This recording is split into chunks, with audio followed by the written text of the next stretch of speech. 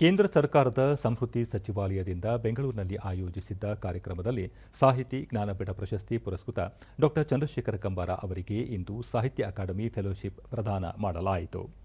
ಸಾಹಿತ್ಯ ಅಕಾಡೆಮಿಯ ಅಧ್ಯಕ್ಷ ಮಾಧವ ಕೌಶಿಕ್, ಉಪಾಧ್ಯಕ್ಷರಾದ ಕುಮುದ್ ಶರ್ಮಾ, ಕಾರ್ಯದರ್ಶಿ ಶ್ರೀನಿವಾಸ ರಾವ್, ಸಾಹಿತಿಗಳಾದ ಎಚ್ಎಸ್ ಶಿವಕುಮಾರ್, ಬಸವರಾಜ್ ಸದಾರ್, ಬಸವರಾಜ್ ಕಲ್ಕುಡಿ ಮತ್ತಿತರರು ಉಪಸ್ಥಿತರಿದ್ದರು.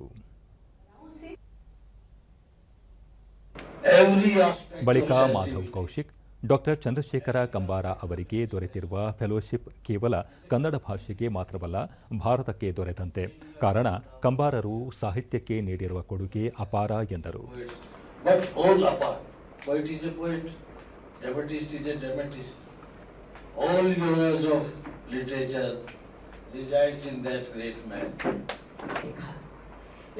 ಕುಮುದ್ ಶರ್ಮಾ, ಕಂಬಾರರ ಸಾಹಿತ್ಯ ಕೊಡುಗೆ ಸಾಧನೆಯ ಶಿಖರ ಎಂದರು.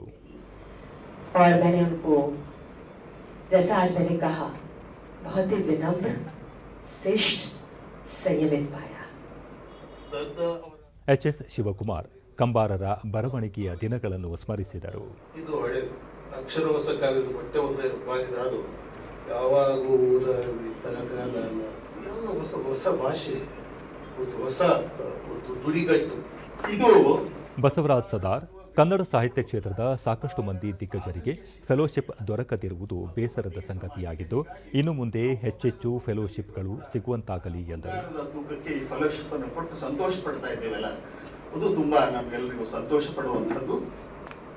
ಬಸವರಾಜ್ ಕಲ್ಗುಡಿ ಕಂಬಾರರ ಕಾದಂಬರಿ, ನಾಟಕ, ಕವನ ಸಾಹಿತ್ಯವನ್ನು ಮೆಲುಕು ಹಾಕಿದರು.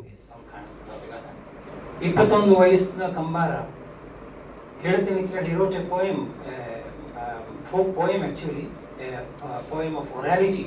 He wrote it and took it to the greatest man of the critic of that time. ದೂರದರ್ಶನದೊಂದಿಗೆ ಡಾ ಚಂದ್ರಶೇಖರ ಕಂಬಾರ ಫೆಲೋಶಿಪ್ ದೊರೆಸಿತ್ತಿರುವುದು ಸಂತಸದ ಸಂಗತಿಯಾಗಿದ್ದು, ಇಲಾಖೆಗೆ ಕೃತಜ್ಞತೆ ಸಲ್ಲಿಸುತ್ತೇನೆ ಎಂದರು. ಕೃತಜ್ಞನಾಗಿದ್ದೇನೆ, ಎಲ್ರಿಗೂ ಕೃತಜ್ಞನಾಗಿದ್ದೇನೆ.